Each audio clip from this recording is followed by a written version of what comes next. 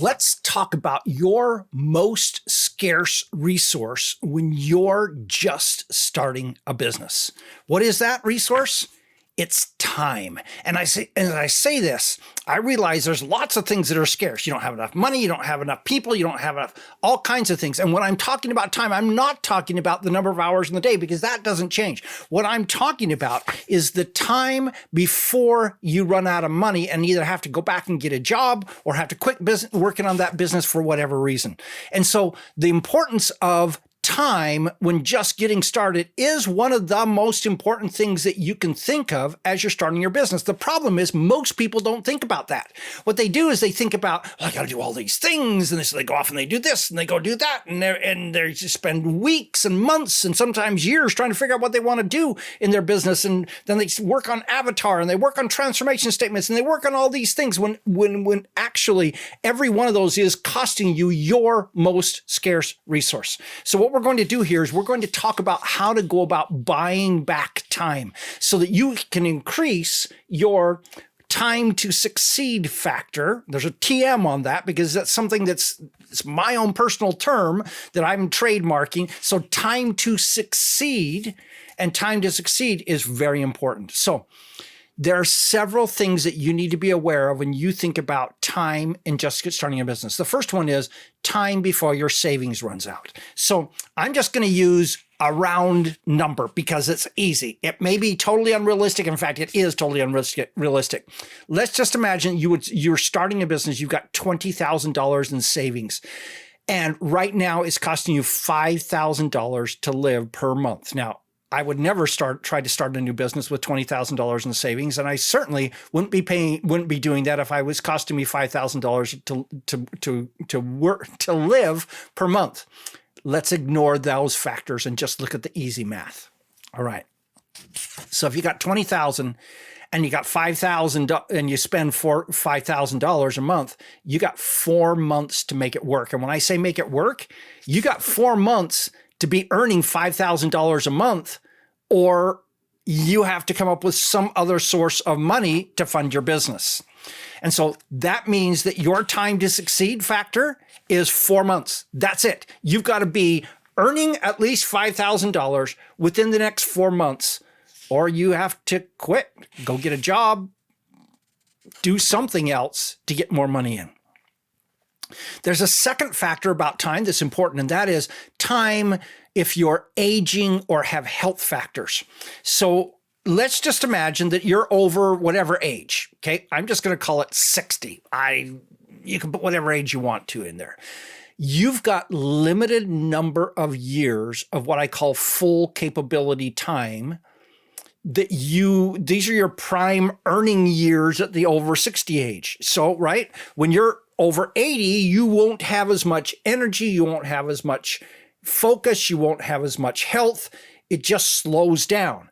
And so if you're all set and your retirement's there in investments in the bank and you haven't got anything to worry about, hey, you don't have to worry about what I'm talking about right this moment. But if not, if you still need to get cash to be able to fund yourself in retirement, you need to be acting fast. I regularly have conversations with people who are over 60 who have not saved up enough money to be able to retire. And so they need to make a business work right now, yet they're spending 2 and 3 years trying to figure out what that business is going to be. You haven't got 2 and 3 years right now because you've got a limited amount of time before your health starts kicking in, before your desires to work, before your capability to work goes down. So you've got to act now. You've got to act fast. So the key thing here is that you don't want, and if you are over 60, or whatever age that is, it's really important that you not be burning down your savings, right? So some people say, hey, I got $100,000 in my IRA. I can spend that. And it's like, no, you need that $100,000 to be living on. So it's vital that you not only quickly start earning money, but that you don't be burning down your savings. This is not the time to be spending years figuring out what you're going to do. Your time to succeed factor, whether because you're over 60 or because you've got X amount of money in savings and you're trying to get that and you're trying to get a business running before you run out of that savings, is your vital element that you really need to be paying attention to in your business. The longer your time to succeed, the better. So how do we go about extending our time to succeed? How do we make it so that we've got more time before we have to be succeeding? This is a concept that I call buying time. How do we go about buying more time so that we can have a longer runway time to succeed? Now, I'm not trying to say let's delay the amount of time, let's extend the amount of time we're going to take before we're making money. No, absolutely not. We want you to be making money as fast as you possibly can. But I also realize that there's lots to be done as you start a business. And so it's important to have that extended amount of time wherever you can get it. All right. So what I'm going to do is I'm going to show you several, I think it's 5 or 6 different tips that I think are really important to extend your time to succeed and buy back cash. Number 1, start your business while you have a job. So this can be either be before you quit, start your business and get it to positive cash flow, or it can be, hey, if you're just getting started, my suggestion is go get a job to pay your bills. Meanwhile, be building your business. Okay? I know that's hard to hear because you don't want to do that. But sometimes that's the only way you can allow your business to continue to run. And it's really hard to face those decisions, but we all have to face it as an entrepreneur. If your business isn't coming up, you've got to have money to pay the bills. Sometimes the only way to do that is to go get a job with somebody. All right. So number 2 tip to extend your time to succeed and buy back cash is to go for low-hanging fruit to pay your bills. So most people who either they got laid off, they quit, they retired, they whatever, have no desire to do what they used to do. They're wanting to go off and create their perfect, beautiful business, the one that takes no time, is effortless, makes money while they sleep, and all these different things. And it's in an area that they dearly love, and this makes them passionate and everything else like that. But unfortunately, in most cases, that thing is different than what they used to do. But again, we're trying to extend our time to succeed here. We're trying to buy back cash. And so we need to go and get cash from wherever we can that's legal and ethical so that we can extend our time to succeed. And so sometimes that cash, that immediate cash you're going to get is not going to be your dream business. That's fine. So let's just imagine that you were an electrical supplies consultant.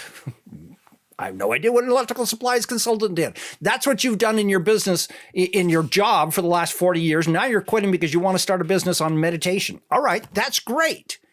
You may want to go off and get some electrical supplies consulting contracts right now to pay you so that you can create your meditation business, build your clientele, build your list, and start selling to the point where you're not draining your savings every single month from that. So oftentimes, what you can do is do what you used to do, or what is the low-hanging fruit for you, and use that money to live while you create your dream. So in this case, just get enough to make $5,000 a month doing what you wish you wouldn't have to be doing so that you're not draining your savings and can move forward there. Okay. Third hint that's really important as you're trying to extend your time to succeed is the perfect passion business doesn't exist. You've been lied to. where you've been told for years, there's been memes all over, do what you love, the money will follow. Guess what? It doesn't. Sometimes a little bit of money follows, but it's virtually impossible to meet all of your needs and desires for your ideal business. You have all these dreams, and every once in a while, there are people in the world who have actually achieved that. But literally everyone I know in business personally who has started their own business has things that they hate about their business. Things that if they were to draw a picture of the ideal passion business for them would not be on that list of the things that they are doing. So I'm just going to go back and I'm going to say this again. The perfect passion business doesn't exist. Whatever business you do is going to have elements that you are not going to like. And so if you think that you've got to have all those things, you're probably not going to be able to still have a viable business. To have a business where, hey, I only work for 2 hours a week and money comes in while I'm asleep and I never have to work. And it's in this area that I'm just totally passionate about. I don't care if anyone actually wants to pay money for it or whatever. It's like, no, sorry, doesn't work. So the question is, for you is, all right, let's take that list of things that are in your list of passion business things. So what's almost there? What can you live with so that you can enjoy the things that you really want, but you're going to put up with a few other things and figure out that business and do that? Because you're probably not going to get to the pure passion business. You're going to have to get something that's almost there. Okay. Number 4 is really, really important. Virtually nothing you decide today as you're creating your new business will still be exactly the same in a year or two. In other words, one of the things that happens when you just start your business, you make a whole lot of decisions. You do a whole bunch of things for the first time, and you're trying to make a lifetime set of decisions here. But you know what? Nothing lasts. When you are just getting started in your business, you're going to make a bunch of decisions. You're going to do a bunch of things, and almost every one of them is going to change. What's going to happen is you're going to learn as you get out there, and you're going to discover that the decisions you originally made are wrong. And some things are just mistakes. And some things your customer is going to tell you, no, we didn't like that idea that you did. We want you to be over here. And if you're a smart business person, you're going to go over there because that's what your customer wants.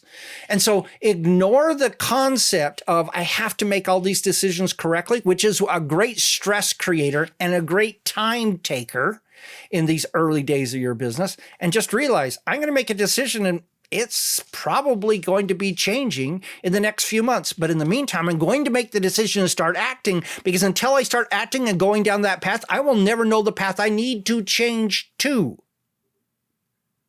So don't stress, don't spend hours and days and everything else like that making the decision. Go off and start doing. So what does all this mean to you? It means don't stress too hard about your decisions now, because they will change. That's business. Guess what? That's life. My guess is that you, before your children were born, probably made a bunch of decisions about how you're going to parent them. How many of those decisions did you actually stick with once you actually had a human being that you were taking care of? As I said, things change.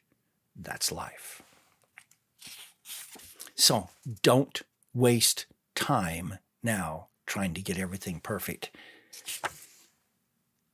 And don't agonize and try for perfection. Every business has a journey, and yours will too. Let me just spend just one moment to tell you about my business. So when I finally left corporate America, I created a consulting business to help big packaged goods marketers, the people that sell things to grocery stores and drugstores and Walmarts and things like that, develop new products, because I was really, really good at that. And we went months and I got nothing. no interest, no anything. And I had planned and I made decisions and I put together brochures and all kinds of things. But what I figured out was in order to succeed in that business, you have to have a whole bunch of contacts, which are VPs and presidents. And all my contacts were at my level. And so none of my contacts could hire me to do what I needed to do. And I didn't have any contacts up here. And so after about 3 months, it's like, what do I do? Well, Al Gore had, quote, just invented the internet. And the internet came along. It's like, well, I'm going to play on this for a while. And I quickly discovered it started working. And so then I started creating websites for other people. And that worked for about 5 years. And then technology came along and everybody had a nephew who could make them a website for $500. They didn't want to pay me $13,000 anymore. And so they started doing that. So then I moved from that to getting traffic to websites. And so I started becoming an expert in SEO. I started becoming an expert in Google advertising. Google advertising was just coming along. I wrote a book. That book put me on stages. Can you see how there's a path, there's a journey that ended up happening. And eventually I ended up creating some products and those products did very well. And then I became a coach and a trainer on the subject of online marketing. See how this journey moved along. The journey where I am today, I never even imagined 25, 30 years ago now when I started this business. Never thought I'd be here. And so the decisions that I made then, literally none of them apply anymore in my life. If I would have sat there and agonized and spent years trying to get it right, I probably would have had to go back and get another job. Number 5. So how does all this work? You just get started. Don't waste time. Don't waste time on doing a detailed avatar definition. Those are a waste of time. Okay, the ones where you say she's 63 years old, she drives a Volvo, she eats broccoli, she has 2.3 children who are all out of the home, but she has 9 grandchildren. And it's like all that junk doesn't apply. The only thing you need to know is what are their needs and desires that help them in their business. That's the only thing that matters. That's enough for your avatar. Number 2, don't spend tons of hours figuring out the perfect tech to use, because what's going to happen is it's all going to change. First off, tech's changing like crazy anyway. Second off, you're going to very quickly to find out as you get into this business that what you thought was the perfect tech stack is not, because you need a tech stack to do this thing over here. I can't tell you what the perfect tech stack is because I don't know the details of your business. The only way you will find out the perfect tech stack for your business is to start into your business. Then you're going to start seeing holes in your current tech stack, and then you'll know you need to go solve that hole with another piece. All right. Don't spend days, months getting your transformation statement word perfect. Really what? It really doesn't matter all that much. All you have to be able to say is, I help people with this problem do this. That's good enough so they can, and that's good enough. You don't have to have it word perfect. You don't have to spend time defining all your branding, your colors, your tone, get this beautiful book that you can look at and sit there, and it's like useless for you, because what's going to happen is it's all going to change. As you come out with different products, you're going to change every element of your branding.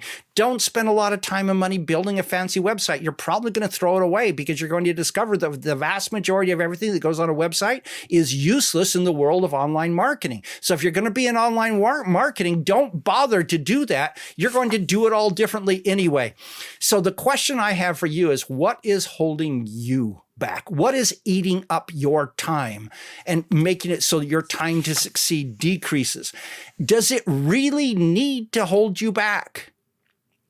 Or are you playing mental games with yourself because you know if you haven't got this done, then you don't have to put this thing out there to prove whether or not you're successful or not. And as long as you don't actually do that thing, then you don't have to put it out into the world. And so you can't fail if you never put it out into the marketplace. And so you spend days, months, years never putting something out to the marketplace because you don't want to know whether you're a failure or a success. There's some serious mental issues going on when you're playing that game, and you really got to get over it. And I will tell you, about 80% of everyone I know who is starting a business is playing that game. So if you're one of those, you got to push through that fear. You've got to start getting stuff out there, because it's better to have it out there and fail with it and do something different than have it never get out there, because there may be a success. You don't know. There's an 80-20 rule that it comes to all the things you do as you're just getting started. Just keep asking yourself, is it 80% there? Great, done. You don't need to do the 20% that gives you you don't need to do the 80% of the work that gives you 20% of the results. Just in these, especially these initial decisions and actions you're taking right out of the gate, only do the 20% of the work that gives you 80% of the results. Because, as I said, it's going to change. So just do that. So the question for you is, could you just decide today, maybe a less than perfect decision, and go on to the next step? Because that's what you got to do to start doing things. All right. Number 6, you've got to reduce expenses. If you watch my stuff, I've done 3 videos in the last 2 months about reducing expenses. Go pay attention to that if you need to.